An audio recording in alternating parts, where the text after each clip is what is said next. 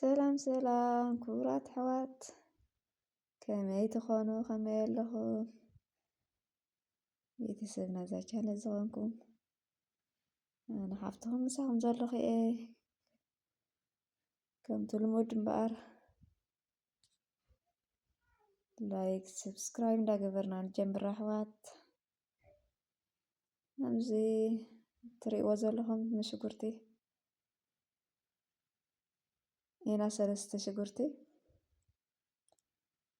እቲ ግዜ ከይወስደለይ ኢለ ኣብ ኣዳልየ እየ ፀኒሐ ሰዓታት ከይወስደልኩም ወላ ንዓኹም ተናዊሑ ከዓ የብለካ ስለዝኾነ ባረይ ከምዚ ናይ ፆም ኢና ሕጂ ክንሰርሕ ግዜ ፆም ስለ ዘለና ከምበኣረይ ትፈልጥዎም ግን ንመዘኻኸሪ እንታይ ክሰርሕ ኢልካ ሓደ ግዜ ትጭነቕ ኢኻ ኩሉ እቲ ናይ ፆም ከማን ካብቲ ናይ በልዖት እሱ ይበዝሕ ከሎ ግን ሓደ ግዜ መዘኻኸሪ ዝኸውን በቲ ከዓኒ ከም ትረኽቦ ወይ ናብ ድኳናት ድዩ ገለ ገዝእ ከም ትደሊ ከም ትኽእል ኢና ሕጂ ባረይከ ከምዚኣ ገይረ ከዲነ ኣለኹ ሕጂ እዚ ከዓ እታ ንሰርሓ ሕልበት እያ ክትኸውን ገይረ ድስቲ ሰኺቲት ኣለኹ ንዓ ነታ ሕልበት መጋዓቲት ማለት እዩ ከምዚ ገይርና ሰኺቲትና ሓዊ ወሊዕ ኣለኹ ዘበልኮ ዘወዓኽዎ ማይ ነይሩ ሕጂ ዘይጉምጥለሉ ገይረ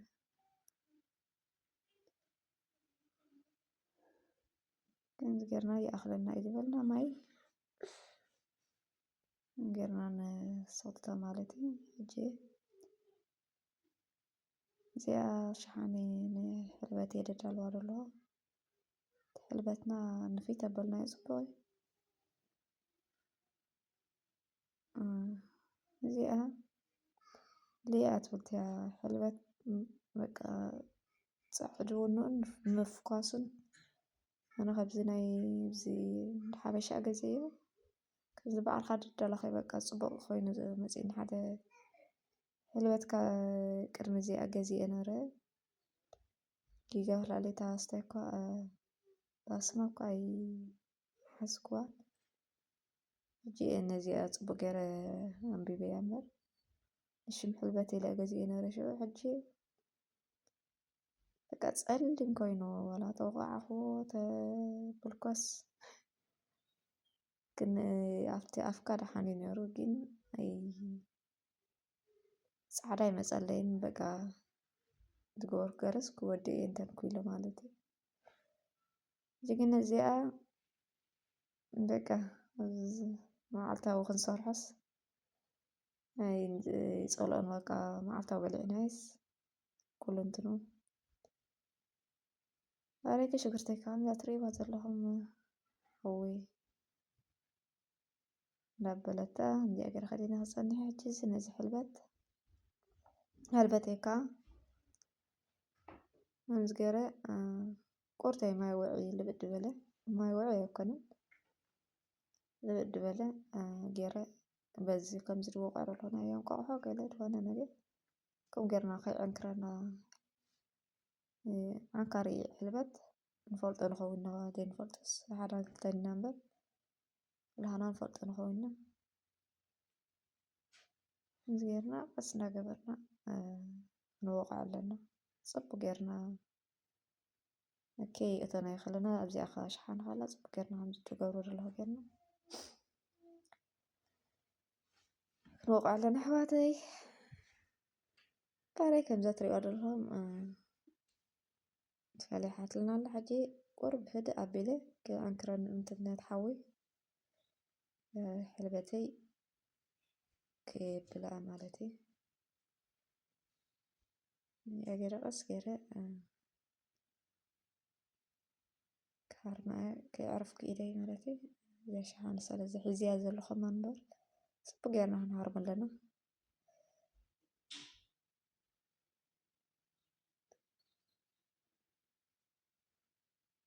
እዛ ትሪእዋ ዘለኹም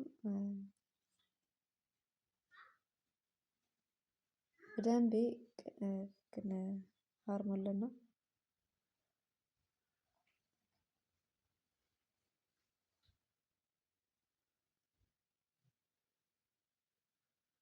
ጌራ ኳዕ ትብለና ኣላ ፅቡቅ ጌርና ነይራና።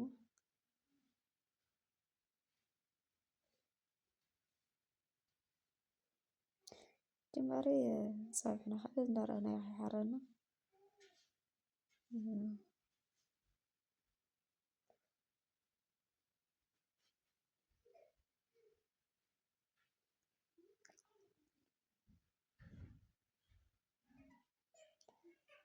ናብራ ስልሲ ዝደሊ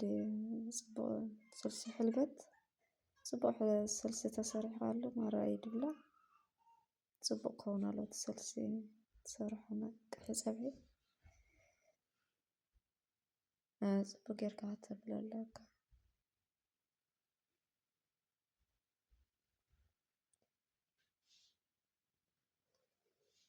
ባረካ ሕልበትና ከዓ ከምዚ ትሪእዋ ዘለኹም ክሳብ ሕጂ ኣውረድኳ ይሃርና ዘለኹ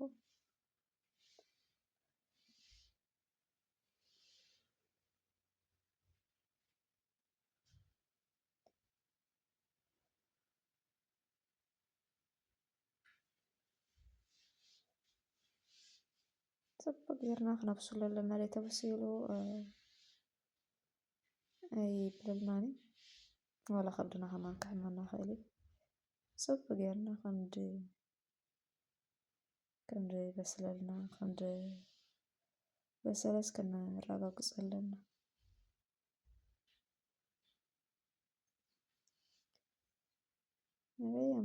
ከምዚኣ ኢላ ኳዕ ትብላ ኣላ ዳርጋ ምውዳእ ፀባይ ካበዚ እንዳረኣኹ ክሳብ ሕጂ ዝኾነ ኣይገበርና ኣለን። ከምዛ ትሪእዋ ዘለኹም ኣቀዲማ ሕልበት ኣበሲላ ኣላ ሕጂ ዘይቲ እየ ዝገብረሉ ዘለኹ ኣይገበርኩሉን ፀኒሐ ምስ ረኣኹ ዘይቲ ኖርማል ዘይቲ እዩ ዝገብረሉ ዘለኹ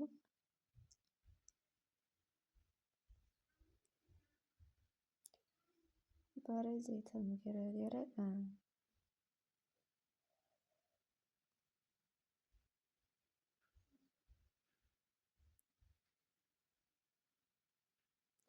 ኣንሳብ ክኻድና ክገድፋ ሕጂ ነቲ ዘይቲ መበሊ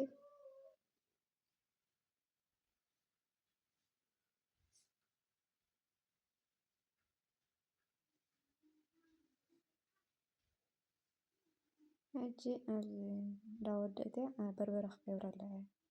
በርበረ ማንካን ፈረቃን እዚ ናይ ባስታ ንበልዓሉ ከማ ገይረላ ዘለኹ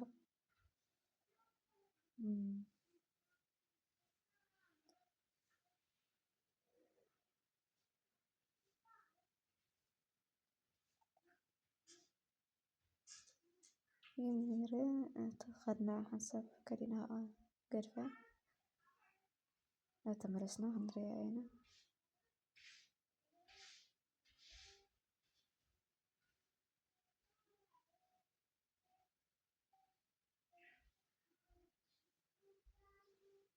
ጀኻ ማደረ እዚ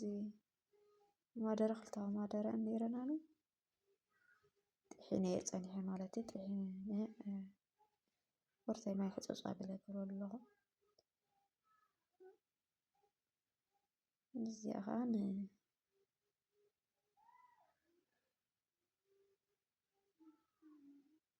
ከምዚ ጌርና ምስ ኣመሳሰልናዮ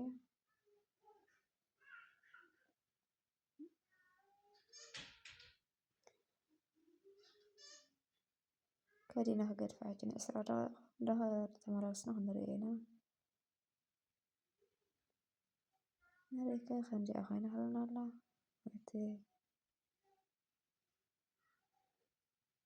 صبغير حواري مالنا الله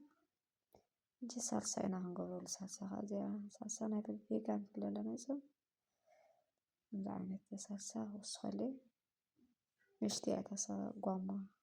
صلصة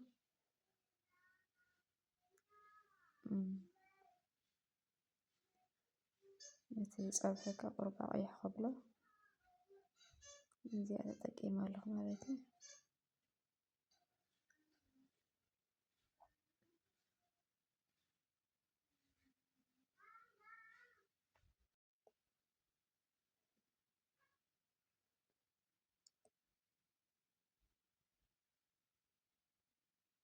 عليكم غير ما أساسي اللي هو كادينا نعمط نجرفاينا كوما درن سالسان من ذلك بل خمس مزيات اللي يلا كبرات حوات سلسنا ندات أبقات لنا تغير الله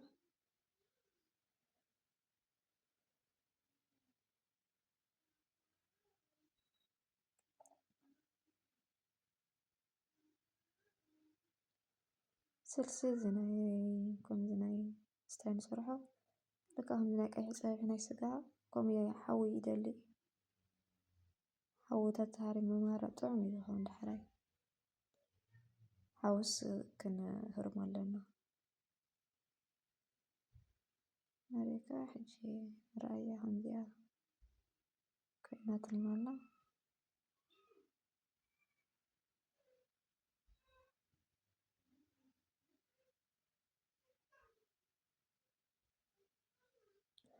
جيز على شكرتي صغيرة لس على شكرتي كد مسوخو قديمة خطوة يدلهم تجانا من تن كي يتفق أبزخانا زناي حملت أتوانا يصم زي ناي حملت أتوانا ما يصم بجانل كم يرجعوا له أو نساين له يقرأ قالت زي ده له وربشن له نجها سعادة أمامًا نقرر من بربر تسلين بعلي رجال هوي نغاو السريعي خاص بويز قبره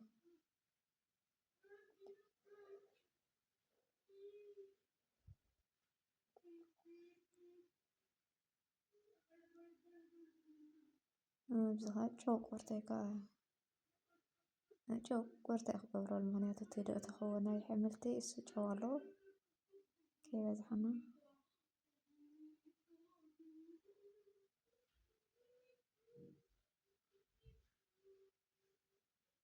زي هرود يدخلون هرود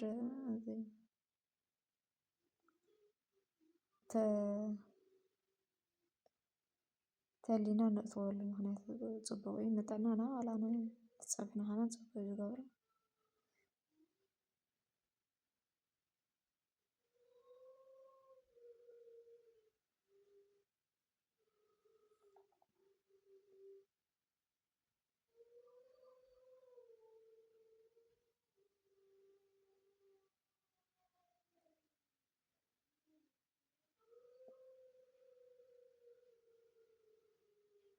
عليكم زي أخونا على سلسلة ناقلبتنا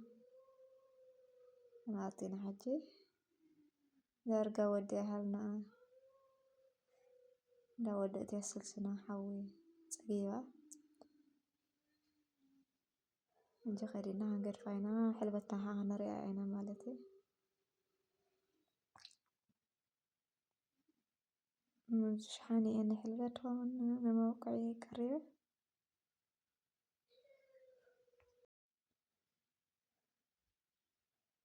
أهلنا إزبرنا يوم صبوا غيرهم أنا إذا حالا نزي حلبت قدمنا نقطر مساحة خوينا نجينا خنا قعتر لنا نجينا شو زحلت خويني ولا رجعتنا يتحضرنا هما صبوا إزمس ما جب زي أخلني الورقو جيرة ماذا ماشين زي أبي أقرأ حرمة صبوا جيرة هنهارنا لنا معناته ولا بإنا كمان نهارنا نخلينا بإنا نجي قد ثاني له ماشين جيرة يبلا لهم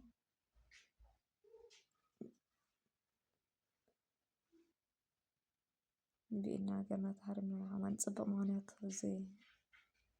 ماشين كم ستري ورا لهم يعني أطرى اللي يلا زي خشنا يبلا شو اللي يلا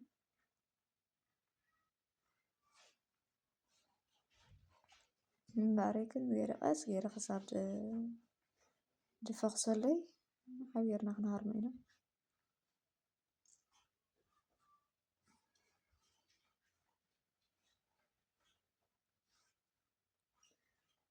كم تريوا لهم دفع خاصي هجي ما مشير تريوا لهم أنا خنبرك ما يكني هم نايد كونسي مثلا باريكر أيوة حلبتنا صعب قرينا إلى نازية على شكر سن أقول عن محواسي أنا قد فتو كن قول أصل الزلوني بلا على قول والله قولوا نعمة برخاتي نعمة سكن قدم نازية داود أنا هنا خورات حوات أنا كلناتكم متابع كومنت لهم لايك سيرنا قبلكم تتابعوني بتعامي إذا مسكنكم كورات حوات ساب خال فيديو ساب مسخة سلام تحنكونوا الله مسخاتكم وكم تشاو تشاو